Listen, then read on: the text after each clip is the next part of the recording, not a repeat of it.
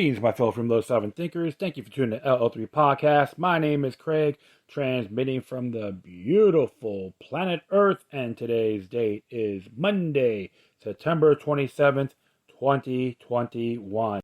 Ooh, yeah. So, just listened to some shows last night, and this caught my eye or my attention when they talked about language pertaining to the NDAA of 2022, which is a big military bill, National Defense Authorization Act.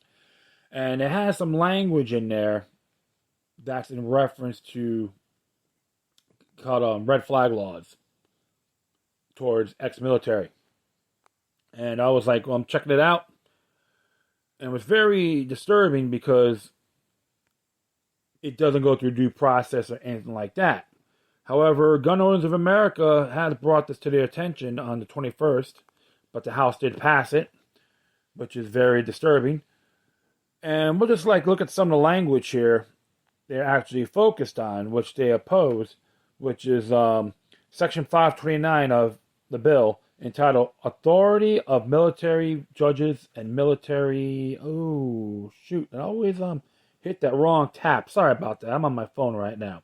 I'll repeat right now. Authority of military judges and military magistrates to issue military court protective orders. The language would create military court GCO program, a disgusting violation of the 2nd, 4th, 5th, and 14th Amendment rights of our armed services personnel who offer their lives to defend those same constitutional rights every day. And don't forget the 9th. All right, I'll say that as well. And it says here, those proposed military court gun confiscation orders could be issued on an ex parte basis. There would restrain a person from possessing, receiving, or otherwise accessing firearm without constitutional due process. All right. In fact, emergency military court GCOs are explicitly exempt from the protection due process provided for in Section 529 proposed 1567 BH1. All right, so, and it's funny, it's disturbing because they can seize stuff, property without due process. And I can't blame Gun Owners of America for that. And what is so ironic, the ones that support your right to keep and bear arms voted for this bill, many of them, and the opposite, vice versa. All right, don't get me wrong. You got guys like technocrat Ted Deutsch. He voted for it. You know, he hates firearms rights and he supports gets caught with foreign influences, with foreign agents, lobbyist groups. I can go on that forever. And you got many others that like Getz. He voted for it, and a few others. I guess one guy named Kornick. I could be mistaken. I saw a video on that. He defended. Oh, I support the Second Amendment, but this bill here, we have to do it. And it's like, wait a minute. That should have been battled on the floor before voting on it. That particular amendment should have been terminated off the NDAA bill. So you got folks out there are like flip-flopping, okay? And it happens all the time. Doesn't matter what side of the paradigm you're on. Democrat, Republican, doesn't matter. But the funniest thing is, you got the squad that everyone talks about, okay? They voted against the bill, H.R. 4350, including that language pertaining to gun confiscation through a military court. So AOC, Omar, Bush, Presley, Tlaib, and Bowman opposed it. You can say whatever you want about them. I'm not lovey-dovey with these individuals as well. But you should thank them. They chose poorly. And it may be odd to a lot of folks out there. And don't get me wrong, I'm highly critical on a lot of their actions. Okay? Especially when it comes to the U.S. Constitution. But I have to give them the thumbs up. Give them a call. Tweet them and thank them for saying no to H.R. 4350. What else can you say? But remember, folks, even the Senate, you could send your opposition on this bill and let them know about that language. I'm going to leave a link on here from Guns of America so you can get involved in this matter. So they're a great group, by the way. I always encourage everyone to join them, support, be members, donate. They are fantastic. Well, this title of the show here will be called Gab Says No to Germany's Censorship and the Truth Behind the Supermarket Supply Shortage. So first I'm going to read off here from Vision Times. It's written by Ashok Ramprasad. Jab CEO refuses to comply with Germany's censorship dictates. Social media platform Gab has recently been facing intense pressure from German authorities to comply with their censorship policies in a September 20th blog post. Gab CEO Andrew Torba revealed that his company has received a huge packet of documents with fines and legal threats from the nation state of Germany. The fines were imposed as a result of Gab refusing to comply with the country's contentious Network Enforcement Act, which officially seeks to combat fake news on social media platforms. However, Torba points out that fake news is whatever the German government says it is. Also known as NetzDG, the law came into effect on June 28, 2021, giving German authorities the power to impose sanctions and file fines on social networks with a user base over 2 million that fail to censor what the authorities consider to be harmful content. So, continue on here. Social media networks that do not comply with the law could be fined up to 50 million euros, or they say $58.66 million by the government. Gab is not a lawless website. We work diligently to stop and prevent illegal activity from taking place on our platform. We have great relationships with many foreign countries who understand and respect our position on free speech and appreciate our zero tolerance for criminal activity. The German government isn't concerned about an actual criminal activity. They're concerned with thought criminals who dare to dissent against the globalist regime, Torba said in the Blogspot post.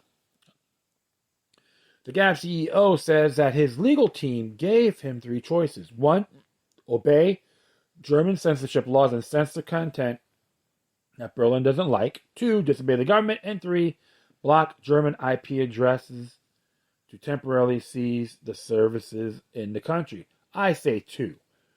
Okay?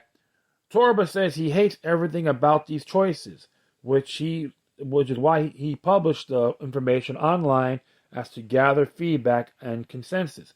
From the community, an overwhelming majority of people have supported the third option, including lawyers. However, he said this option doesn't sit right with me. Torba asked why Gab should block an entire country from accessing his services, not just because the government is sending them fines and legal threats when such actions do not mean anything directly to a U.S. company. The Gab CEO insists that Berlin has zero authority or jurisdiction over how the company operates. Germany is a guest in our community, and they will respect our values and our way of doing things, not the other way around. I have nothing but love for the German people, and they too deserve the fundamental human right to speak freely on the internet, Torba states. Earlier this week, Facebook deleted 150 accounts and pages linked to an anti-lockdown protesters in Germany, which Torba believes was likely to comply with the Network Enforcement Act. Facebook accused the individual associated with a group called Kordaken of violating the platform's guidelines on health, misinformation, bullying, hate speech, and incitement of violence. While Torba mentioned he has no intention of complying with the Network Enforcement Act, he made it clear it matters pertaining to serious crime. His company would be more than willing to cooperate with and assist the German police. Founded in 2016, claims to champion free speech, individual liberty, and the free flow of information online. It was launched as an alternative to traditional apps like Twitter and Facebook. As of March 2021, Gab had 4 million registered users. And I do give them homage for that, standing for what's right. The problem is, my friends, when you have governments, doesn't matter where they're trying to tell you how to dictate when it comes to these platforms. It's very treacherous. I'm pro free speech. I'm against illegal criminal activity, human trafficking, making threats, anything like that. That's not free speech. Being critical, yes. Questioning, yes. That's free speech. And there's times I called out even governors I'll support on many areas.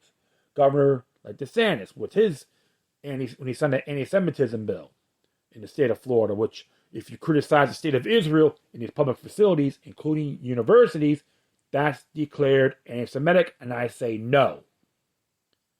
It's not going around Jew bashing either or hating a particular group. It's just principle. Bring it on the floor.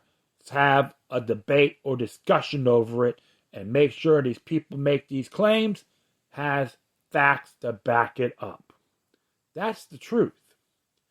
What Germany's doing is unacceptable. And these big tech giants, they manifest over it. You got folks like Mike Adams and Alex Jones got banned on Facebook. And of course, TeknoAxe Ted Deutsch, he agreed, Facebook needs to ban Alex Jones on Facebook. It tells you how much of a hypocrite this man is. He's just a disturbing example. I support Gab. I encourage people to join their network because I've been on there for a while, and I support decentralization. I was prepared for this. Even an individual myself is getting a hard time posting stuff on these big tech giants. Hey, even Google, YouTube, they've been trying to ban me on, put me in YouTube jail for 2 weeks for posting past videos, which is just public opinion. They consider it misinformation. Give me a break. This is why I'm all very vigilant towards these groups. And as far as I'm concerned, when more people support them and get off the big platforms or minimize it, you get them where it hurts. They need us more we need them. Plain and simple. And there's even facts that some of these big sites are getting money, public funding. You know what? Tell them to stick it. So, Mr. Torba, thank you for standing on your principles. And I will support Gab and any other social media site that defies censorship. And that will be it in this particular article. The next one here, I'm going to be reading. Came from the Activist Post. An industry insider just revealed the truth about what's really behind the shortages at our local supermarkets. This is by Mike Snyder. He has a psychoeconomic, economicblog.com and a few other sites. Just look him up. He's very good. He ran for Congress too in Idaho. It says here, the supply chain crisis that our supermarkets are facing is far worse than the mainstream media has been telling us. The mainstream media keeps trying to put a happy face on the temporary shortages, but an industry insider let me know what is really going on behind the scenes. This particular insider runs a grocery store in Maine and he says that things are as bad as he has ever seen. In fact, he said he has never seen anything close to what's happening now. The email that he sent me the other day greatly alarmed me, and I asked him if I could share it with all of you. He gave me permission to do so as long as I didn't use his name. I haven't received an email this startling in a long time. As you read this email, I think you will quickly understand what I'm saying that. I am a self-employed for 25 years now. Now independent IGA affiliate grocery store in coastal Maine. Supply issues are real. My supplier has limited us on orders for about a month now. Limited the physical number of cases we can order. The issue was mainly the help crisis in their warehouse. Order pickers and truck drivers. Same story everywhere, I know. Many of the items your reader commented about this article are in the same here. Very limited Gatorade and gallon water is sketchy at best. Sometimes we get it, sometimes we don't. I have not seen many supply issues in produce, rather poor quality issues there. Much more than normal. Deli bakery. Yes, lots of stocks and long-term unavailable, as my supplier likes to word it on the invoice. The center store dry groceries, like others, are saying tons of out of stocks. Meat supplies is fair, but pricing is extremely high, shockingly high to me. The middle class is slowly being destroyed with these prices hikes. Death by 1,000 cuts of sorts, I guess. My Frito-Lay delivery person tells me that he's getting 55 to 60% of what he's ordering. My last Nabisco order had 30% of the stocks. Over the years, we already get 99.100% of what was ordered. Petra's Farm cookies, he tells me, some weeks he's only getting half of what he orders. These folks all work on commission. If they don't or can't sell it to me, they don't get paid or get paid less. When we place our liquor order twice a week out of stock, they are running 30% most of orders. This commodity was always 99.5 to 100% fill rate over the years, always. It's frustrating, as I said. Self-employed 25 years and worked for Kroger for 25 years before that. So 50 to 51%, 51 years in this business. Wow. Guys have been there for a long time.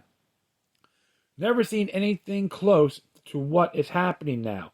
Add to that a far-left governor, and both houses here in Maine are Democrat control. I just know we are on the verge of another mask mandate and a lockdown of sorts. Would not surprise me again as we move into the colder months. As you've seen, I'm sure, Maine is in the news with COVID surges, so they say. I came to work every day just holding my breath for what is next, for our business and the 33 people I employed here in Maine. This industry insider is trying to order normal quantities, but his suppliers are often unable to fulfill them. As you can see from the email, the shortages are widespread. This is the worst that they have been during the entire pandemic so far. If there is something that you need to stock up on, I would grab it. It is still on the shelves because pretty soon it may be completely gone. On Friday, I went to the grocery store and they were out of several things that I wanted to purchase. Unfortunately, we continue to get more confirmations that is going to become the new normal. For example, according to Bloomberg, meat reserves in this country have plunged to dangerously low levels. A U.S. report Wednesday showed beef reserves down to 7.7% from a year ago in August. Poultry supplies slumped 20%, and pork bellies, which are sliced into bacon, dropped 44% to the lowest levels in 2017.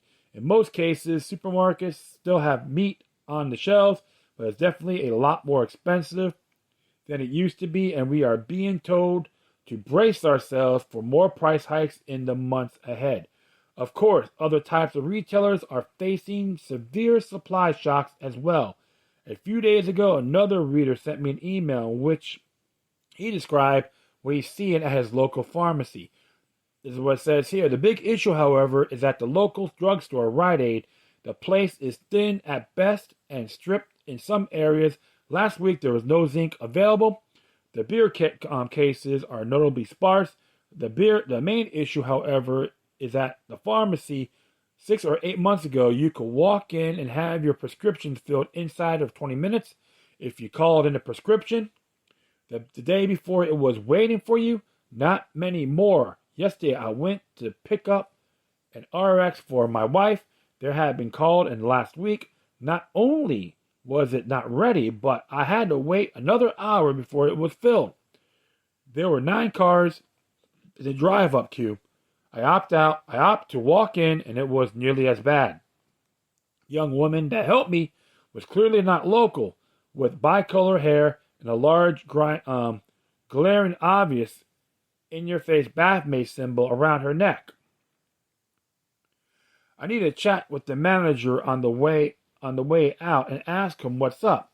with the pharmacy staffing. I hadn't seen the regular pharmacist for a few months. He blamed it all on the city for not having affordable housing. Lame.